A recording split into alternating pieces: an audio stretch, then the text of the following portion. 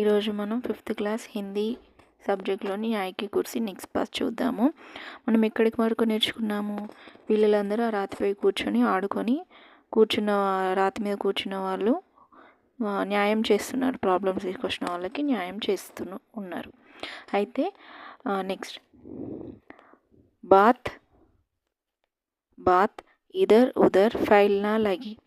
ఆ ఆడుకునే మాట అంటే ఆ పిల్లవాడు రాతి మీద కూర్చున్నాడు, ఇట్లా న్యాయం చెప్తున్నాడు అనే ఆ ఆట అంతటా వ్యాపించింది అన్నట్టు. అంటే ఆ ఊరిలో అందరికీ తెలిసింది. లోగ్ లడ్కేకి న్యాయ్ బుద్ధికి చర్చా కర్నే లగే और कहने लगे कि अवश्य ही उस लड़के में कोई दैव शक्ति है. ఆ మాట అనేది ఊరిలో అందరికీ తెలిసిపోయినాక ఆ ప్రజలు అనేవారు ఏమనుకుంటున్నారు? ఆ పిల్లవాడికి ఏదైనా దైవశక్తి ఉంది అని అనుకుంటున్నారు అన్నట్టు. एक दिन दो किसानों के बीच जमीन को लेकर झगड़ा उठ खड़ा हुआ. ఒకరోజు అంటే ఒకరోజు దో కిసాను అంటే రైతులు, ఫార్మర్స్. ఆ రైతుల మధ్య బీచ్ అంటే మధ్యలో, జమీన్ అంటే భూమి, మనకు ల్యాండ్స్ ఉంటాయి కదా, పొలాలు, వ్యవసాయం చేసుకునేటి, ఆ భూమి గురించి వాళ్ళిద్దరి మధ్యలో ఏదో ఒక గొడవ వచ్చింది. మామ్లా గంభీర్ థా. మామ్లా అంటే ఆ విషయం అనేది చాలా క్రిటికల్ అయిపోయింది అన్నట్టు. పీలే వాలే लड़के की इतनी चर्चा थी कि वह राजा के दरबार में जाने के बजाय उसी के पास गए और उसको अपने झगड़े के बारे में बताया. लड़के ने बड़ी गंभीरता से दोनों किसानों के बयान सुने. పిల్లవాడు వాళ్ళు చెప్పిన ప్రాబ్లమ్ని చాలా తీవ్రంగా విన్నాడు. ఉస్కే బాద్ ఉస్నే జో ఫైస్లా దియా. వాళ్ళు చెప్పింది విని వాళ్ళకి చెప్పాడు అన్నట్టు, నిర్ణయం చెప్పేశాడు. అతని నిర్ణయం ఉసే సున్కర్ ఓ దంగ్ రహ గయా. దంగ్ అంటే ఆశ్చర్యపోయారు. ఆ బాలుడు చెప్పిన తీర్పుని వాళ్ళు విని ఆశ్చర్యపోయారు. उस दिन के बाद से तो नगर के सभी लोग अपनी फिर्यादा लेकर यही आने लगे. उस दिन ఆ రోజు నుంచి ఆ ఊర్లోని ప్రజలందరూ వారి సమస్యలను తీసుకొని ఆ బాలుని దగ్గరికి వెళ్ళేవారు. రాజాకే దర్బార్ మే కోయి నా జాతే. రాజు దగ్గరికి ఎవరు వెళ్ళేవారు కాదన్నట్టు, ఇతని దగ్గరికి రావడం స్టార్ట్ చేసేసారు. और ऐसा कभी नहीं हुआ कि लड़के के फैसले से उन्हें संतोष ना हुआ हो. ఇలా వాళ్ళ ప్రజలు ఆ పిల్లవాడు చెప్పిన తీర్పుకి ప్రజలకు ఓకే అని అనిపించింది తప్ప ఆ పిల్లవాడు చెప్పింది తప్పు అని ఎప్పుడు అనిపించలేదు ప్రజలకి. धीरे धीरे यह बात राजा के कानों तक पहुंची. మెల్లిమెల్లిగా, ధీరే అంటే మెల్లిమెల్లిగా ఈ మాట రాజుగారి చెవుల దగ్గర, కానే అంటే చెవుల దగ్గరకు చేరింది. ఉస్కో బహుత్ క్రోధ్ ఆయా. వారికి అంటే రాజువారికి చాలా కోపం వచ్చింది. క్రోధ్ అంటే కోపం వచ్చింది. ఉస్నే గరజ్ కర్ కహా. అతను పెద్ద గొంతుతో అంటే గర్జించి అన్నాడు, పెద్ద గొంతుతో కోపంగా అన్నాడు. उस छोकरे की यह मजाल की अपने को मुझसे अच्छा न्यायकर्ता समझते. ఆ బాలుడు, ఉస్ చోక్రే అంటే ఆ పిల్లవాడు అని, చోక్రేకి యహ్ మజాల్కి అప్నే, ఆ పిల్లవాడు నాకంటే పెద్ద న్యాయకర్త అని అనుకుంటున్నాడా అని అతనికి రాజుకి కోపం వచ్చింది అన్నట్టు.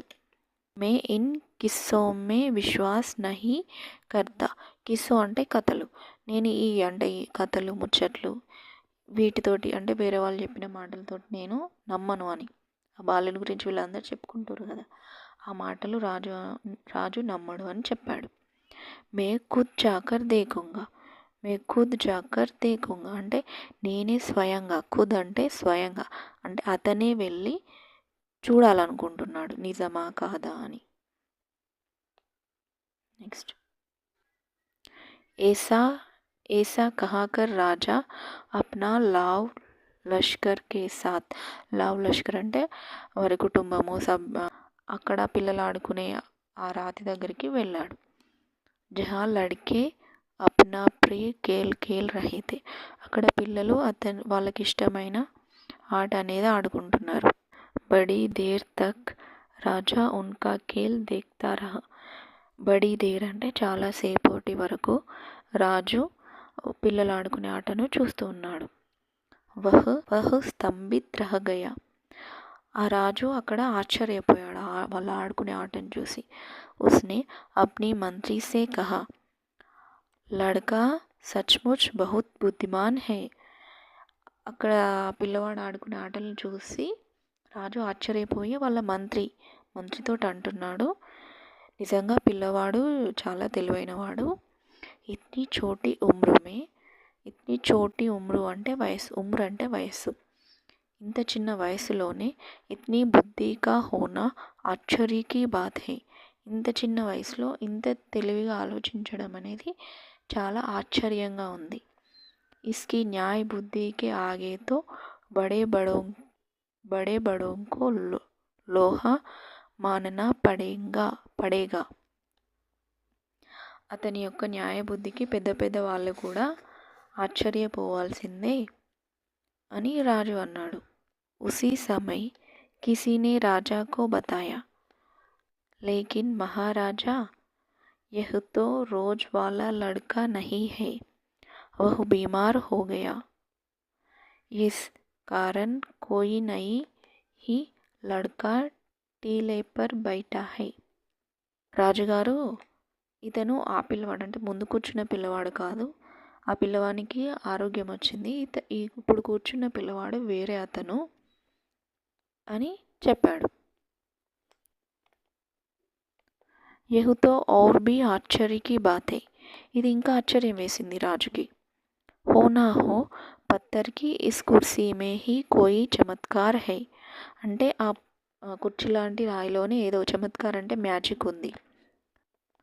మే ఇస్కి జాంచ్ కరుంగా అదేంటో జాంచ్ అంటే అదేంటో నేను తెలుసుకోవాలనుకుంటున్నాడు అంటే జాంచ్ అంటే అన్వేషణ, అదేంటిదో నేను తెలుసుకోవాలనేది రాజుకు అనిపించింది. రాజా కా ఇషారా పతే హీ ఉస్ స్థాన్ కో ఖోద్ కర్ పత్తర్ కో బాహర్ నిక్లా గయా రాజు వాళ్ళ భటులకి సిగ్నల్స్ ఇచ్చగానే ఆ భటులు వెళ్ళి ఆ పత్తరు అంటే ఆ రాయి ఉన్న ప్లేస్లో తవ్వి ఆ రాయిని అనేది బయటకు తీశారన్నట్టు. రాజానే దేఖాకి వహ్ పత్తర్ నహీ బహుత్ హీ సుందర్ సింహాసన్ తా రాజు చూశాడు అది ఒక రాయి కాదు, అదొక అందమైన, సుందర్ అంటే అందమైన సింహాసనం అంటే కుర్చీ, చైర్, అది ఒక అందమైన చైర్. ఉస్ పర్ బహుత్ బరీక్ ఔర్ ఖూబ్సూరత్ మూర్తియా ఖుదీ హుయి థీ ఆ కుర్చీ మీద చాలా అందమైన బొమ్మలు ఉన్నాయన్నట్టు, చాలా అందంగా ఉంది ఆ కుర్చీ అందమైన బొమ్మలతో చేసి. ఉస్కే చారో పయ్యో పర్ చార్ దేవదూతాకి మూర్తియా బనీ హుయి థీ ఇప్పుడు కుర్చీకి 4 కాళ్ళు ఉంటాయి కదా పిల్లలు, ఆ 4 కాళ్ళ మీద 4 దేవతలు మూర్తులు అంటే 4 దేవతలను చెక్కబడి ఉన్నాయన్నట్టు. చారో ఓర్ ఖబర్ ఫైల్ గయా ఖబర్ అంటే వార్త, ఇప్పుడు రాజు బయటకు తీసిండు అనేది ముచ్చట ఆ గ్రామంలోని అందరికీ చేరింది. బాత్ హీ బాత్ మే వహ్ అచ్చి ఖాసీ బడీ జమా హో గయి ఆ మాట అందరికీ తెలియగానే అందరూ వచ్చి ఆ కుర్చీని చూడడానికి అందరూ వచ్చేసారు ఆ ప్రదేశానికి.